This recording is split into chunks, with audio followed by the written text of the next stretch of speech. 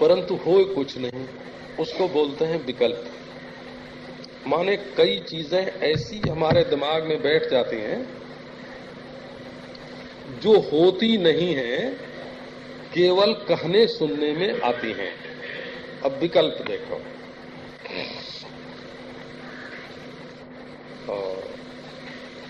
मैंने देखा एक दिन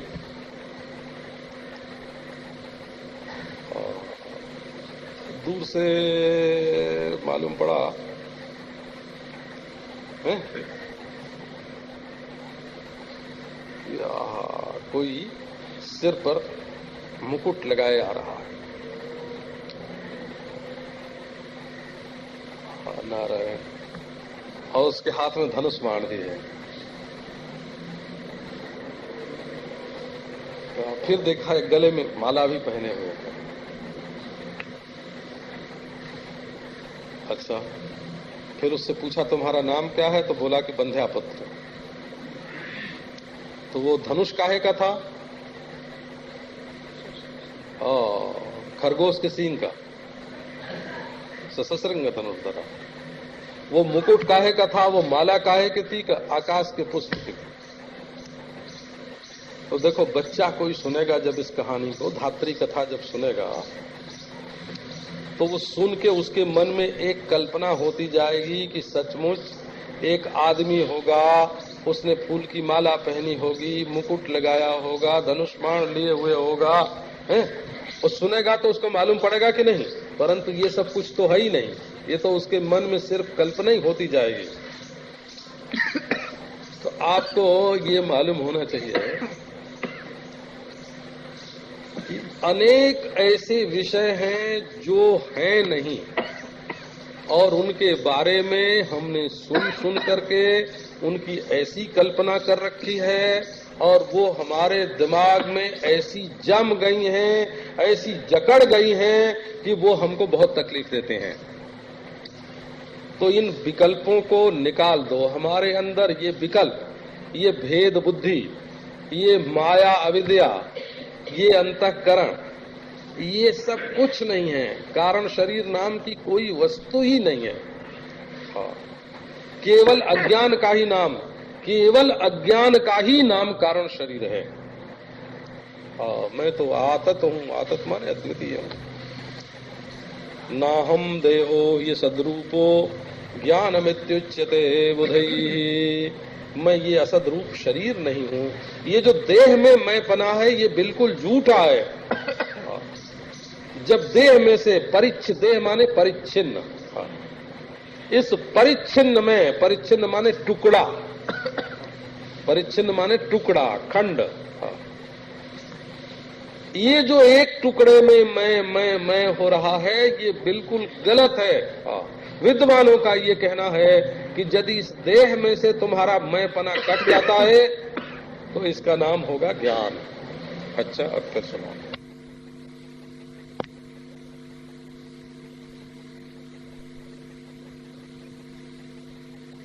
तो हम अच्युतः नाहम देहो ये सद्रूपो ज्ञानमित्युच्यते बुधैः। निर्मलो निश्चलोऽनन्तः शुद्धोऽहमजरो मरः। नाहम देहो ये सद्रूपो ज्ञानमित्युच्यते बुधैः। ओम।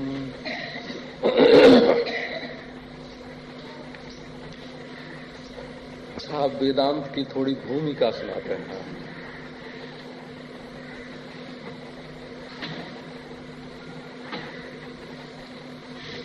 संसार में कोई भी प्राणी हो, चाहे ब्रह्मा और चाहे कीड़ा,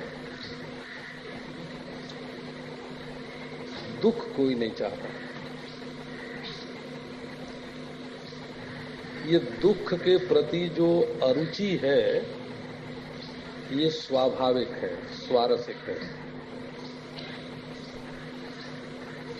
ये आधेय नहीं है। माने गुरु के उपदेश से या शास्त्र के उपदेश से हमारे अंतःकरण में घुसीड़ी नहीं गई है। ये दुख की निवृत्ति की जो इच्छा है वो आहित संस्कार से नहीं है, माने डाले हुए संस्कार से नहीं है, अध्याहार्य नहीं है। ये अंतःकरण में दुख से बचने की इच्छा स्वाभाविक है। क्योंकि हम देखते हैं खटमल को, चींटी को, जुए को जब हम दबाना चाहते हैं तो वो भागते हैं। अब उनको किसने शास्त्र पढ़ाया है कि कोई तुम्हारे ऊपर उंगली रखने लगे तो भागना? अच्छा, एक बात, दुख से बचने का प्रयत्न भी यथाशक्ति और यथामति सब करते हैं। तो दुख से छूटने के लिए जो प्रयत्न है वो भी हमारे जीवन में स्वाभाविक है। इच्छा भी स्वाभाविक है, प्रयत्न भी स्वाभाविक है। अब ये बात देखने में आती है कि देह होगा तो दुख तो होगा। ऐसा कोई नहीं हो सकता कि देहधारी होवे और उसको दुख न होवे। ब्रह्मा को भी दुख होता है, विष्णु को भी दुख होता है, शिव को भी दुख होता है।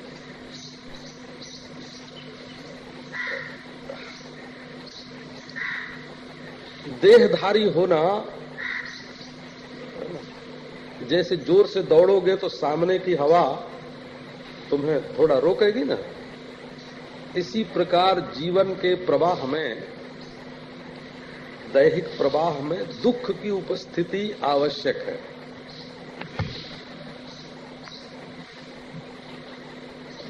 बोले कि देह ही कहां से गले पड़ गया, ये विचार करें। तो अब एक बिल्कुल हल्का फुल्का मार्ग आपको बता रहे हैं,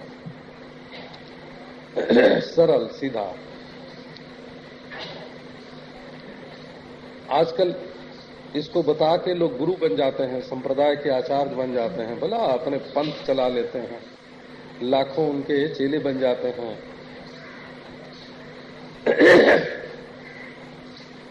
लेकिन वेदांत की दृष्टि से ये एक बहुत जरा सी बात है।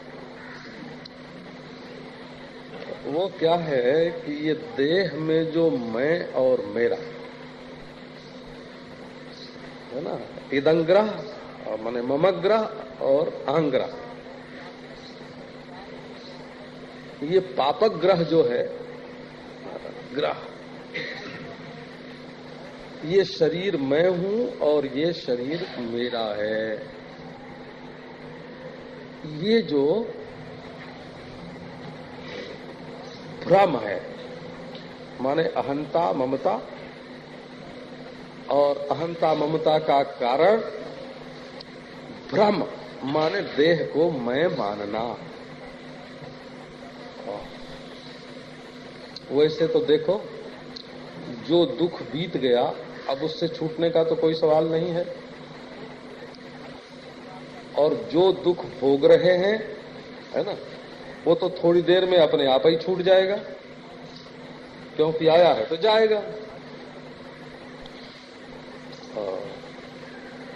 जो दुख बीत गया अब उससे छूटने का तो सवाल ही नहीं है। उसकी तो हम झूठ मूठ याद करते हैं और अपने को दुखी मानते हैं, याद कर करके दुखी मानते हैं।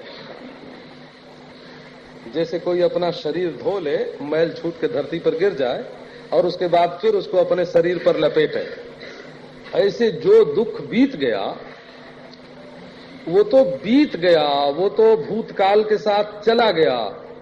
अब उसका क्या सवाल है कि उससे छूटने के लिए कोशिश करें। और जो हो रहा है वो छूट जाएगा। तो बोले भाई जो आने वाला है सो, तो जिस कारण से वो दुख आ रहा है अगर वो कारण छोड़ दिया जाए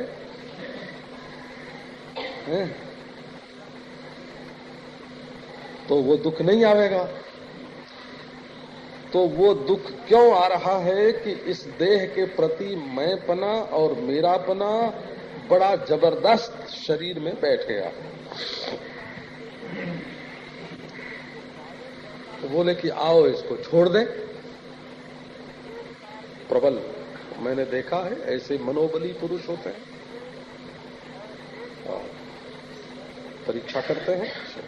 जब क्रांतिकारी आंदोलन में शामिल होते थे ना, और जलती हुई सलाखा लगा देते थे शरीर पर, एक चीख न निकले चेहरा बिगड़ने लगा, ऐसा मनोबल होता है।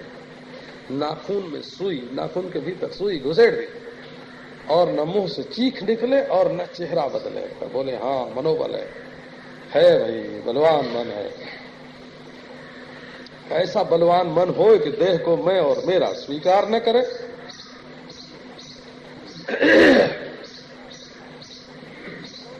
भले बोलो कि मैं असंग हूं, मैं उदासीन हूं, मैं साक्षी हूं, देह न मैं है न मेरा है, मैं इसके साथ मेरा कोई संबंध नहीं, मैं तो बिल्कुल शांति में, विश्राम में, अपने स्वरूप में बैठा हुआ। ये बड़ी हल्की फुल्की शुरू की दृष्टि है, बोला।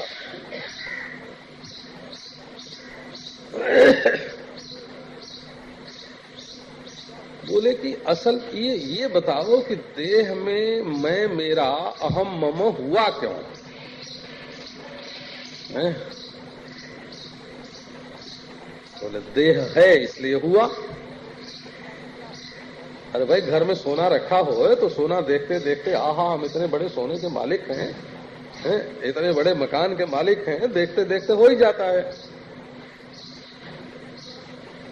तो बोले सोना कहाँ से आया? बोले हमने कमाई की थी। ऐसा बोलते हैं कि नहीं? तो बोले कि जब ये देह मालूम पड़ता है, प्रतीत होता है, तो इसमें मैं मेरा हो ही जाता है। तो आओ इस दिशा में भी पता लगावें कि ये देह कहाँ से आया है। तो देह जो है ये धर्माधर्म का फल है। अब एक दूसरी दिशा देखो। हाँ, सबका देह एक सरीखा नहीं होता, सबका देह एक सरीखा नहीं होता।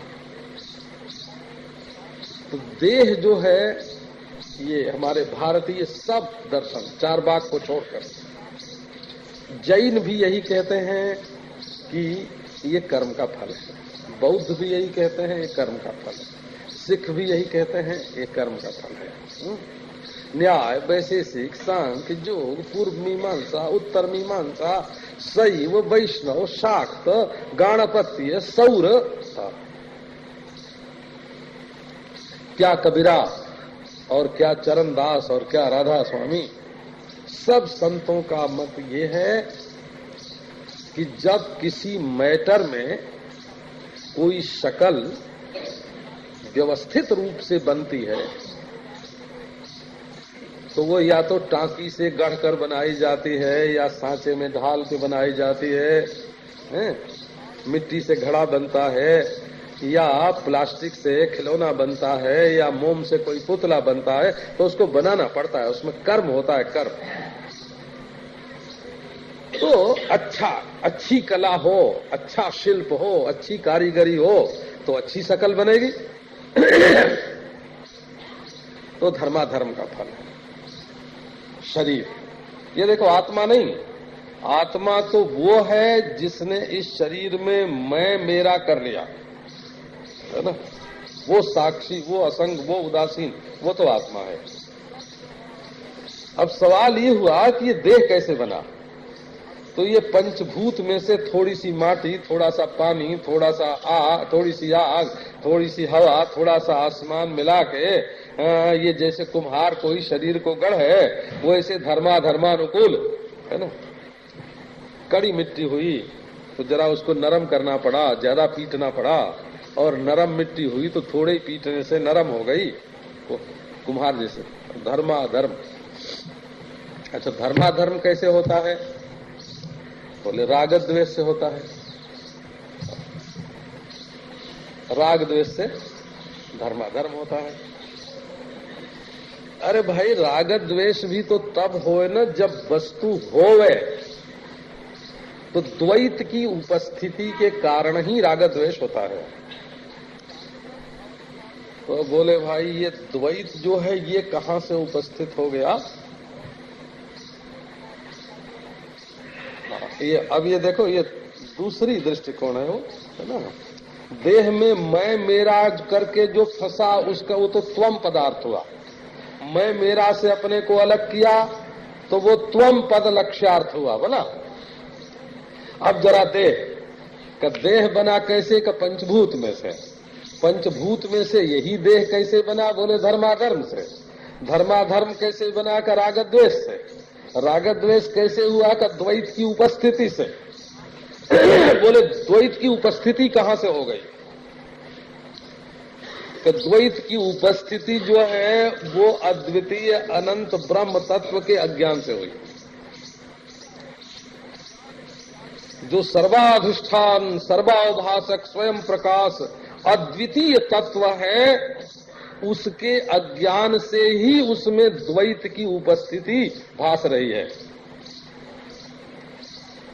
तो इसका मतलब हुआ कि इधर अपने को न जानकर देह के साथ मैं मेरा कर लेना, और उधर ब्रह्म को न जान करके देह बनाने वाला जो मैटर है ना, उसको सच्चा मान करके द्वैत की उपस्थिति, उसमें शोभन अशोभन बुद्धि, शोभन अशोभन बुद्धि से राग द्वेष है, और राग द्वेष से धर्माधर्म, धर्माधर्म से मैटर में ये शरीर गढ़ा गया। उधर ब्रह्म तत्व के अज्ञान से प्रपंच बन गया, और उसके एक हिस्से में मैं कर लेने से हम बद्ध हो गए। तो आत्मा और ब्रह्म की एकता का ज्ञान होने पर जड़ मूल सहित भ्रांति की निवृत्ति हो जाती है, अविद्या अज्ञान सहित भ्रांति की निवृत्ति हो जाती है। तो दुख की निवृत्ति के उपाय तो बहुत सारे हैं, पर वे सब थोड़ी थोड़ी देर के लिए हैं। कल देखो हम अपना अपना दुख की निवृत्ति के लिए हमने देखा है, केवल एक भ्रम पैदा कर दें और कई दुख भूल जाए। एक आदमी, एक बार प्रबुद्धानंद हमारे साथ जा रहे, इनको हिचकी आती थी। हिचकी तो आप जानते होंगे, हिचकी भी एक रोग होता है। अब वो मिटे नहीं, घंटों हो गया। हाँ, दिल्ली जा रहे मोटर में। हमने कहा चलो उखला बांध देख रहा हूं, रास्ते में पड़ता है, बड़ा बढ़िया है जमुनाथ जी का। जब मथुरा से दिल्ली जाते हैं तो 2-4 मील जरा घूम के जाना पड़ता है, तो देखने के लिए चले। तो इनको तो हिचकी आवे बारंबार बारंबार बारंबार, बड़ा दुख था, तकलीफ थी। मैंने कहा प्रबुद्धानंद देखो क्या बढ़िया तो यहाँ भरी हुई जमुना जी, और क्या सुंदर बगीचा, और क्या स्वच्छ भूमि, क्या पेड़। अब तो तुम यहीं रहो, मांग के खाना है, और मैं दिल्ली जाता हूँ मोटर में से। तो ये तो शुरू के आए हुए थे। हाँ, इन्होंने हमारी बात में कोई शंका नहीं की, संशय नहीं किया, ठीक बात समझो। तो अब तो हमारे वियोग का दुख आ गया। जब हमारे वियोग का दुख आया तो हिचकी आ रही है, ये बात भूल गई, मन उधर से हट गया हो।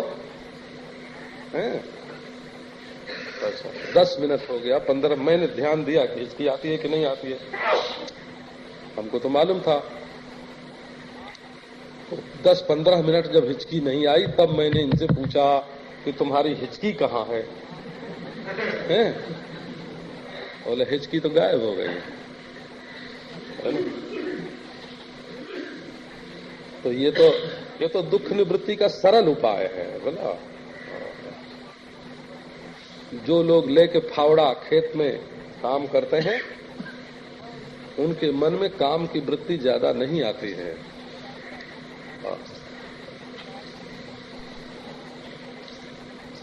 जो लोग अपने परिश्रम का ही खाते हैं, उनके मन में लोभ की वृत्ति ज्यादा नहीं आती है।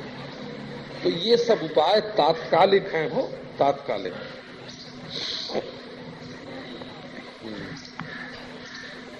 एक सेठ उड़िया बाबा जी महाराज के पास गए, यहीं के बंबई के, अभी जिंदा हैं, ईश्वर के पास। उस समय छोटे थे, अब बड़े हैं। छोटे थे जब गए थे, बड़े थे जब जाना बंद कर दिया। तो उन्होंने पूछा, महाराज हमारे मन में काम बहुत आता है। बोले कि मन ही मन खाल उतार के अलग कर दे, स्त्री की खाल और पुरुष की खाल, है ना, और रहने दे केवल पीठ, छलछलाता हुआ खून और हड्डी। देखो रति वृत्ति जो है ना, हाँ, रति वृत्ति विभत्स भाव के अंदर नहीं रह सकती।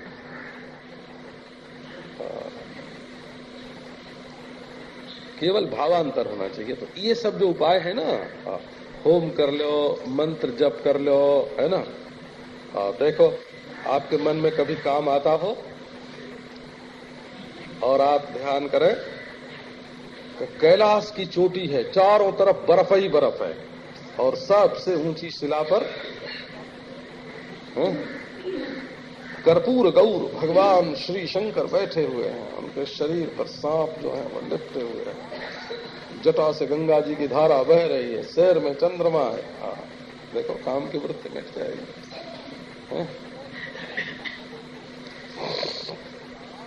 परंतु ये सब उपाय तात्कालिक हैं। तात्कालिक माने थोड़ी देर के लिए, थोड़े समय के लिए।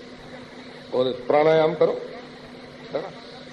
आपके मन में कोई काम क्रोध लोभ आता होए, लो, अब इसमें तो भावना की भी बात नहीं है, श्रद्धा की बात भी नहीं है, इसमें शंकर जी के ध्यान की बात भी नहीं है। 10 प्राणायाम जरा पूरक रेचक कुंभक बैठ के कर लो, देखो सारा विक्षेप मिट जाएगा। काम क्रोध लोभ न हो, आंख की पलक को स्थिर कर लो, पलक को नहीं पुतली को, आंख की पुतली को स्थिर कर लो। लड़ाई करने की कोई जरूरत नहीं है, जोर मत लगाओ, दबाओ मत, जहां की तहां पुतली को पड़ी रहने दो। देखो तुम्हारा मन स्थिर हो जाएगा, तो समाधि लग जाए, है ना, भगवदाकार वृत्ति हो जाए, प्राणायाम कर लो। तात्कालिक तो बहुत उपाय है, लेकिन दुख निवृत्ति का जो आत्यंतिक उपाय है, आत्यंतिक माने जिससे दुख बिल्कुल मिट जाए। दुख कैसा हो जाए आपके जीवन में, जैसे सिनेमा के पर्दे पर, है ना, नटी नहीं है, फोटो है, नायिका नहीं है, वो क्या बोलते हैं, तारा सितारा कुछ बोलते हैं ना, हाँ, तो स्टार नहीं है सिनेमा के पर्दे पर, उसकी फोटो है और वो किसी के प्रेम में रो रही है, किसी से मिलने के लिए व्याकुल हो रही है? उसका जो है पेट कभी भीतर जाता है, कभी बाहर आता है, कभी हवा भरती है, कभी व्याकुल होती है। ये तुम्हारे मनोरंजन का साधन जैसे हो जाता है, वैसे संपूर्ण विश्व का दुख भी तुम्हारे मनोरंजन का साधन बन जाए। ओहो, मरने का कैसा बढ़िया अभिनय किया, ये कैसे होगा? ये जब अद्वितीय ब्रह्मात्मैक्य बोध होगा, बिना आत्मा और अद्वितीय ब्रह्म की एकता के बोध के द्वैत का बाध नहीं होगा। अपने को असंग कर लेना, अपने को साक्षी कर लेना, अपने को उदासीन कर लेना, अपने को शांत कर लेना है, तो इससे द्वैत का बाध नहीं हुआ, अलगाव हुआ द्वैत से। और जब आत्मा और ब्रह्म की एकता का बोध होता है तो द्वैत का बाध हो जाता है। माने प्रतीत होते हुए भी ये संसार जो है ये केवल फुरना मात्र, केवल प्रतीति मात्र, केवल बान मात्र, केवल सिनेमा के पर्दे पर दिखने वाली तस्वीर के समान, अपना शरीर भी दूसरे का शरीर भी, अपना अंतःकरण भी दूसरे का अंतःकरण भी, ऐसा भासने लगता है बोला। और ये भान भी ऐसा ही, भान तो ज्ञान स्वरूप ही। तो इसका अभिप्राय ये हुआ कि ब्रह्मात्मैक्य बोध के बिना संपूर्ण अज्ञान की निवृत्ति नहीं हो सकती, मूलाज्ञान की निवृत्ति नहीं हो सकती। इसलिए अपने आप को ब्रह्म के रूप में, ब्रह्म माने कोई बेटा नहीं, कोई चीज नहीं हो। ब्रह्म माने देश काल वस्तु से अपरिच्छिन्न, सजातीय विजातीय स्वगत भेद से शून्य, अद्वितीय, जो आत्मा से अभिन्न चेतन तत्व है, उसी को ब्रह्म कहते हैं। अपने आप का ही एक नाम ब्रह्म है। एक महात्मा पोथी पढ़ रहे थे, तो किसी ने पूछा, आहा स्वामी जी क्या पढ़ रहे हो? बोले कि देख रहा हूं कि इसमें मेरी तारीफ कैसे लिखी है। ये सब दुनिया मेरी तारीफ कर रही है, बोला ये सारी दुनिया मेरी पूजा कर रही है। ये मोटर पर दौड़ने वाले जानते नहीं हैं, पर हमको रिझाने के लिए मोटर पर चढ़ के दौड़ते हैं, बोला। ये जो लोग चाट खाते हैं ना, दही बड़ा खाते हैं, वो समझते हैं कि हम अपने सुख के लिए खा रहे हैं। अरे ना ना, वो सब हमको ही उनका सुख मिलता है, खाते हैं हमें सुख मिलता है हमको। वो स्वर्ग के राजा इंद्र समझते हैं कि हम अप्सराओं का नाच देख रहे हैं, उनके शरीर में मैं ही हूँ, बोला। वो जो स्वर्ग में अप्सरा का नृत्य देखते हैं और मैं देखता हूँ। ब्रह्मा जी सृष्टि बनाते हैं, मैं बनाता हूँ। तो शिव जी संहार करते हैं, मैं करता हूँ। क्योंकि वो ब्रह्मा, वो विष्णु, वो रुद्र, वो इंद्र, वो चंद्र, वो एक ब्रह्मांड और वो कोटि कोटि ब्रह्मांड, सब का सब हमारे स्वरूप में अध्यस्त है, बिना हुए भासना। तो ये जो ब्रह्मात्मय के बोध है ना, समझना चाहिए कि इस ज्ञान का स्वरूप क्या है। निर्गुणो निष्क्रियो नित्यो नित्यममुक्तो हमच्युतः नाहम देहो ह्य सद्रूपो ज्ञानमित्युच्यते बुधैः। निर्गुणो निष्क्रियो नित्यो, मैं निर्गुण हूँ, मैं निष्क्रिय हूँ, मैं नित्य हूँ, मैं नित्य मुक्त हूँ, मैं अच्युत हूँ। ये दोहराने के लिए कोई मंत्र नहीं है। जैसे माला पर कहते हैं मंत्र, ओम नमो भगवते वासुदेवाय, ओम नमः शिवाय, ओम नमो नारायणाय। जैसे माला फेरते हैं वैसे फेरने के लिए, माला फेरने के लिए ये मंत्र नहीं है। ये समझ में से भूल निकालने के लिए। निर्गुण, आप गुण जानते हैं। गुण जो है वो एक वस्तु से दूसरी वस्तु को पृथक करने वाले होते हैं, उनको गुण कहते हैं। जैसे पृथ्वी में गंध है और जल में रस है, और अग्नि में तेज में रूप है। तो रूप गुण है, रस गुण है, गंध गुण है, और इन गुणों के कारण पृथ्वी, जल और अग्नि ये अलग अलग हो जाते हैं। तो ये तो जैसे किसी को बताना हो वो गोरा आदमी है और वो काला आदमी, तो गोरापना भी गुण है और कालापना भी गुण है। वो एक मनुष्य को, है ना, मनुष्यों को परस्पर अलग बताने के लिए कि गोरे का नाम मोहन है और काले का नाम सोहन है, नाटे का नाम यज्ञदत्त है और लंबे का नाम पुष्यमित्र है। वो लंबाई और है ना, नाटापन जो है ना, वो गुण है ना। तो गुण के कारण वस्तुएं अलग अलग दिखाई पड़ती हैं। गंधवती पृथ्वी, रसवत्य आपहा।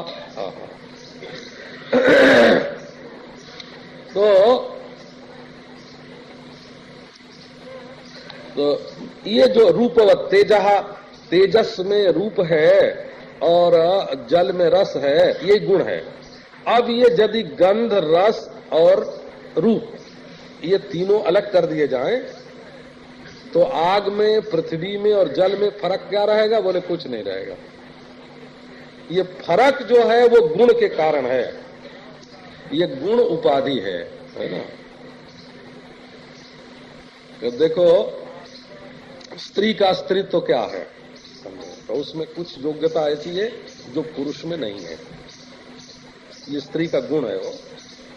और पुरुष में कुछ योग्यता ऐसी है जो स्त्री में नहीं है। ये पुरुष का गुण है ना। स्त्री और पुरुष दोनों अलग अलग क्यों? बोले शरीर संस्थान में जो गुण भेद है, गुण भेद के कारण स्त्री पुरुष में भेद है। अब स्त्रियां लड़ती हैं कि हम पुरुषों के बराबर हैं, पुरुष लड़ते हैं हम स्त्रियों के बराबर हैं। किसी पुरुष से कहो कि हाँ भाई तुम और स्त्री तो बराबर है, लेकिन अब एक दो बच्चा स्त्री के पेट से होवे और एक दो बच्चा तुम्हारे पेट से होवे, बराबरी करो तो है? तो समाना है, क्या होता है समानाधिकार है? समानाधिकार बरतो। स्त्री से कहो कि तुम बिना पुरुष के ही बच्चा पैदा कर लो। हाँ, तो बाबा अभी तक तो विज्ञान सफल नहीं हुआ है ना। तो ये गुण का भेद है, ये गुण से भेद होता है। यदि गुण का बाध कर दिया जाए, यदि गुणों को अलग कर दिया जाए, तो स्त्री के शरीर में जो पंचभूत है वही पुरुष के शरीर में है, और जो पुरुष के शरीर में है वही स्त्री के शरीर में है, और जो चैतन्य आत्मा स्त्री में है वही पुरुष में है। जैसे काला और गोरा दोनों अलग अलग चमड़ी का रंग है, ऐसे स्त्री के पेट में और पुरुष के पेट में है गर्भाधान कारक होना और गर्भाधान को स्वीकार करना। हाँ, ये स्त्री शरीर का और पुरुष शरीर का भेद है। तो भेद गुण मूलक है, वस्तु मूलक नहीं है। मनुष्य दोनों है, मनुष्य दोनों हैं, आत्मा दोनों हैं, शरीर प्राकृत दोनों का है। केवल गुण के कारण भेद मालूम पड़ता है। तो अब जरा गुण का तिरस्कार करके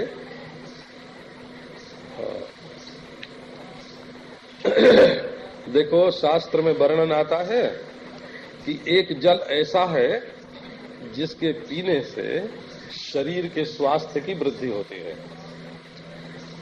और एक जल ऐसा है जिसको पीने से शरीर में कोढ़ होता है। आयुर्वेद के ग्रंथों में इसका वर्णन है, वो नाम ले लेकर के वर्णन है, नदियों के नाम लेकर के वर्णन है कि अमुक नदी का जल पीने से ज्यादा पिया जाए तो शरीर में कोढ़ होने लगता है, और अमुक नदी का जल पिया जाए तो शरीर में जो रोग के कीटाणु हैं वो कम हो जाते हैं। आयुर्वेद के ग्रंथों में ऐसा वर्णन है।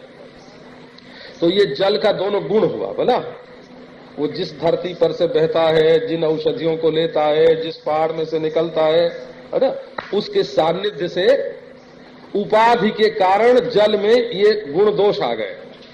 और जलत्वे न जो जल है वो दोनों में एक है। तो देखो, आप वही जल हो,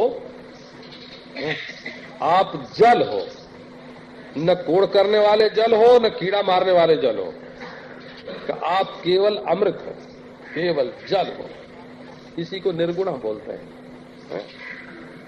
हाँ, निर्गुण। एक माटी ऐसी होती है जो शरीर में लग जाए, है ना। मिट्टी में दोष आया है विषारी पैदा करने का, और एक मिट्टी में गुण आया है विषारी दूर करने का, परंतु मिट्टी मिट्टी होती है। तो निर्गुण का अर्थ है आप गुण दोष पर दृष्टि मत रखो, तत्व एक है। तत्व एक है, एक सत्व गुण है, एक रजो गुण है, एक तमो गुण है, एक सद्गुण है, एक दुर्गुण है, एक सद्गुण है, एक दुर्गुण है। तो तुम सद्गुण और दुर्गुण दोनों से न्यारे हो, तुम सत्व राज तम तीनों से न्यारे हो, ऐसे समझो। सीताराम, ये हड्डी मांस चाम का जो शरीर है ना, ये तमोगुण है, क्योंकि इसको तो ज्ञान नहीं है। ये तो मुर्दा तो रहता है पर ज्ञान कुछ नहीं होता। ये देह तमोगुण है। निर्गुण माने तुम निशरीर हो। अब इसमें जो क्रिया होती है वो क्या है? बोले रजोगुण है, कि वो भी नहीं है तुम्हारा। अच्छा, शांति होती है, समाधि लगती है, कि वो सत्वगुण है। बोले देखो, इस शरीर में समाधि लगे तो भी तुम समाधिस्थ नहीं हो, इस शरीर में विक्षेप हो, क्रिया हो, तो भी तुम क्रियावान नहीं है। और इस शरीर में सुसुप्ति आवे, बिल्कुल जड़वत ये शरीर हो, तो तुम नहीं हो। निर्गुण, ये तो सब शरीर के गुण हैं, वृत्तियां होती हैं, तमोगुणी, रजोगुणी। जब मोह में, आलस्य में पड़े हुए हैं तब तमोगुणी वृत्ति है, जब कर्म का खूब संकल्प आ रहा है तब रजोगुणी वृत्ति है, जब शांति का संकल्प है तब सत्वगुणी वृत्ति है। तो तुम ये नहीं हो, तुम इनसे बिल्कुल न्यारे हो। एक आदमी को तकलीफ में देखा, दया आ गई, सत्वगुणी वृत्ति आ गई। फिर अभिमान हुआ, सेवा की, थोड़ी उसकी दवा की, दारू की, कुछ दिया, बोले आहा मैं श्रेष्ठ हूं, कितना बड़ा, रजोगुणी वृत्ति आ गई। फिर अरे राम राम है तो बड़ा गंदा है, फूंक दिया, घृणा कर, घृणा आ गई, तमोगुणी वृत्ति आ गई। तो ये जो सत्वगुणी, रजोगुणी, तमोगुणी जो वृत्तियां हैं, ये आती जाती रहती हैं और तुम निर्गुण हो। स्थितियां जो सत्वगुण, रजोगुण, तमोगुण की हैं, वो होती जाती रहती हैं, तुम इनसे न्यारे हो। कर्म जो है सत्वगुणी, रजोगुणी, तमोगुणी, वो होते जाते रहते हैं और तुम इनसे न्यारे हो। और ये सारी सृष्टि त्रिगुण से बनी हुई जो है, ये कभी बनती है, कभी रहती है, कभी बिगड़ती है। और ये आत्मा रूप जो अधिष्ठान है, ब्रह्म है।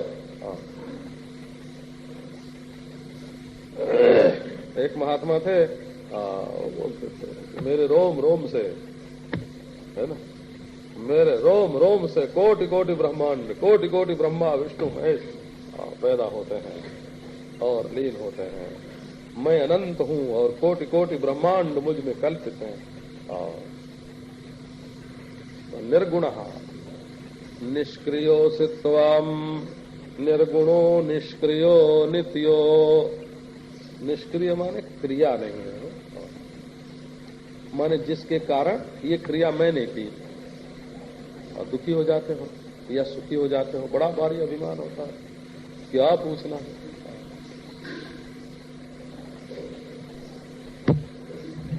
नारायण वृंदावन में देखते हैं ऐसे ऐसे मंदिर हैं महाराज, जिनके लिए आज करोड़ रुपया खर्च करो बिल्कुल नहीं बन सकता। जयपुर वाला मंदिर जैसा है, 1 करोड़ रुपया खर्च करो वैसा मंदिर नहीं बन सकता। शाह बिहारी का मंदिर है, क्या अद्भुत है। पर आज स्थिति ये है कि झाड़ू नहीं लगती है, मकड़ी के जाले नहीं हटाया जाता, भोग नहीं लगता है, ऐसा हो जाता है। तो ये सृष्टि, जिस क्रिया के कारण पहले बड़ा भारी अभिमान हुआ होगा कि मैंने इतना बड़ा मंदिर बनवाया, आज अगर वो आदमी कहीं से आ जाए और देखे तो यही सोचेगा कि मैंने बनवा के गलती की, अगर न बनवाता तो बहुत अच्छा होता। ऐसे ही सोचेगा वो कि अगर मैं न बनवाता तो बहुत अच्छा होता, मैंने गलती की बनवा के। जब बनवाया तब अभिमान होगा भला, और अब देखेगा तो गिलानी होगी, गिलानी होगी। तो क्रिया चाहे कितनी भी ऊंची हो, संसार की कोई भी वस्तु चाहे कितनी भी महत्वपूर्ण हो, काल के चक्कर में वो क्षुद्र हो जाती है। और काल के चक्र में कोई क्रिया चाहे जितनी भी क्षुद्र हो, वही कभी महान हो सकती है। हमारे बचपन में कोई गाढ़ा कपड़ा मोटा खादी का पहनता तो उसको लोग दरिद्र मानते थे, और गांधी बाबा ने ऐसा चक्कर चलाया है कि जो मोटा कपड़ा पहने सो बड़ा नेता, बड़ा मिनिस्टर, बड़ा आदमी। धारणाएं बदलती रहती हैं। हो तो क्रिया के संबंध में भी बदलती है धारणा, वस्तु के संबंध में भी बदलती है, गुण के संबंध में भी बदलती है। तुम जिसको आज अच्छा समझते हो वही हमेशा अच्छा नहीं समझा जाएगा, आज जिसको बुरा समझते हो वही हमेशा बुरा नहीं समझा जाएगा। हम तो जानते हो आप गांव के आदमी, हमारे गांव में ऐसे बोलने की रिवाज थे, सराहो मत, सराहो मत, निंदना पड़ेगा, निंदो मत, निंदो मत, सराहना पड़ेगा।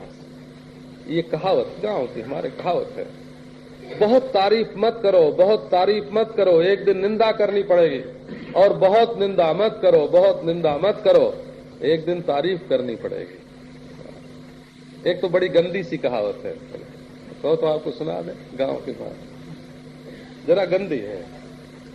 सराहल धिया डोम घर जाने।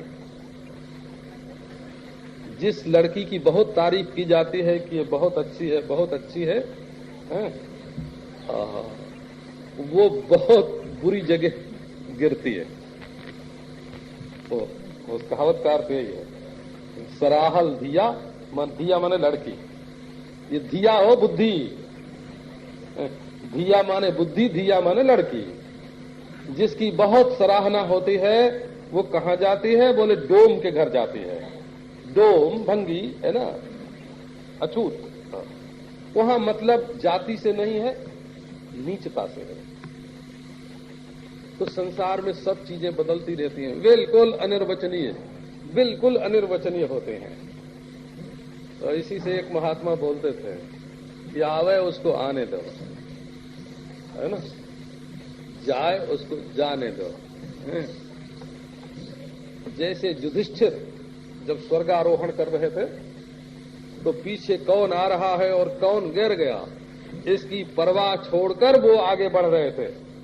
वैसे अपने जीवन की धारा में ऐसे आगे बढ़ो, है ना, कि जो पीछे छूट गया वो छूट गया, उसकी याद करने की जरूरत नहीं है। जो सामने से आता है अपना प्यारा है। जो रूप सामने से आता है भगवान का है, जो रूप पीछे चला गया उसको भगवान ने छिपा लिया। जब दोनों भगवान के रूप हैं तो आगे वाले को छोड़कर पीछे वाले को क्यों देखना? निर्गुणो निष्क्रियो नित्यो, क्योंकि रूप बदलते रहते हैं और तुम नित्य हो। ये तो दुनिया तो गिरगिट है, कृकलासवत। जैसे गिरगिट अपना रूप एक है ना, सरीसृप सरकने वाला एक जानवर होता है, 4 पांव होते हैं उसके, पूंछ होती है। मुसलमान लोग उससे दुश्मनी रखते हैं, ऐसा जानवर है वो, जहां देखते हैं प्राय मारते हैं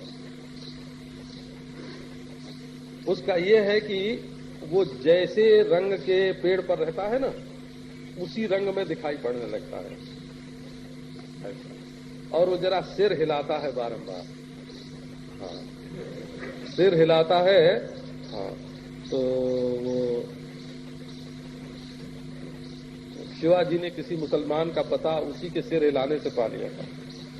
हाँ, तो वो बहुत नाराज रहते हैं उनसे। हाँ हाँ, मारते हैं। हाँ हाँ, निर्मलो निष्ठलो निर्गुणो निष्क्रियो नित्यः। ये दुनिया बदलती है, तुम बदलते नहीं। अच्छा, तो ये कहो कि हम नित्य हैं तो बद्ध कैसे हो गए? तो देखो, ईमानदारी की बात है। अगर तुम अपने को बद्ध मानोगे तो 1000 कोशिश करो, छूटने का कोई तरीका नहीं। अपने को बद्ध मान करके और कोशिश करते जाओ। मानी मानी बंधन महाए, है ना, मानी मानी बंधन महाए, अपन पो आप नहीं बिसर्यो। मानी मानी बंधन में आए, मान करके बंधन में आ गए हो। जिस समय तुम मानते रहते हो कि मैं बंधन में हूं, उस समय भी तुम मुक्त ही हो। तो एक मान्यता ही है, हो तो खुले मैदान में खड़े, लेकिन मान रहे हो कि मैं कहीं जेल में हूं। ऐसा एक आदमी अपने घर में था, हो कोई नशा पी लिया उसने, तो घर में था, खाट पर सोया हुआ था अपने कमरे में, और वो रोए चिल्लाए। लोगों ने पूछा क्या बात है भाई, आखिर तुमको क्या तकलीफ है? तो उसने कहा देखो ये नदी बह रही है और हमारा घर नदी के उस पार है, हम तो इस पार रह गए, बीच में नदी है, उस पार घर है, हम अपने घर कैसे पहुंचेंगे? कोई नाव नहीं है, कोई पुल नहीं है। कहा हाय, कहा हम तो ये बीच में नदी आ जाने से मारे गए। अब उस भले मानुष ने बहुत समझाया कि देखो तुम अपने घर में हो, लक्षण मिला लो, ये खाट है, ये तुम्हारा कमरा है, ये तुम हो। बोले नहीं नहीं, ये सब झूठ है। अब वो अपने घर में रह के मानता ही नहीं था कि मैं अपने घर में। तो अब बताओ कौन सा उससे जप करवावें, कौन सा ध्यान करवावें, कौन सा योगाभ्यास करवावें, कौन सा साधन करवावें कि वो अपने घर में पहुंच जाए। मोटर पर बैठा के घुमा दें कि नाव पर बैठा के ले जाएं, कैसे वो अपने घर में पहुंचेगा?